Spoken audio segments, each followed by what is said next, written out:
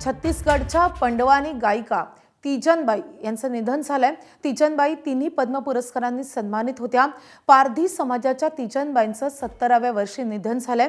1987 ला पद्मश्री तर 2003 ला त्यांना पद्मभूषणनं सन्मानित करण्यात आलं होतं। 2017 साली तीजनबाईंचा पद्मविभूषणनं गौरव झाला होता। महिला असूनही गाते म्हणून समाजानं त्यांना बहिष्कृत केलं होतं। 12व्या वर्षी त्यांचं लग्न झालं, पण अनेक वर्ष त्या परित्यक्ताच राहिलेल्या आहेत। पहिल्या पतीनं सोडल्यानंतर त्यांनी 2 लग्न केली।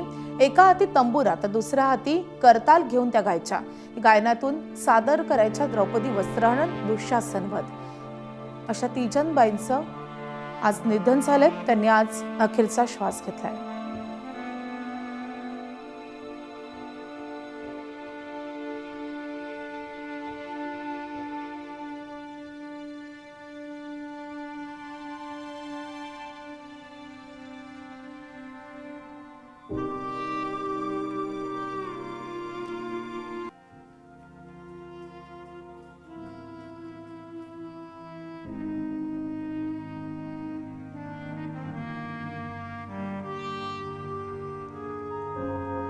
तर 1987 साली त्यांचा पद्मश्रीनं गौरव करण्यात आला होता।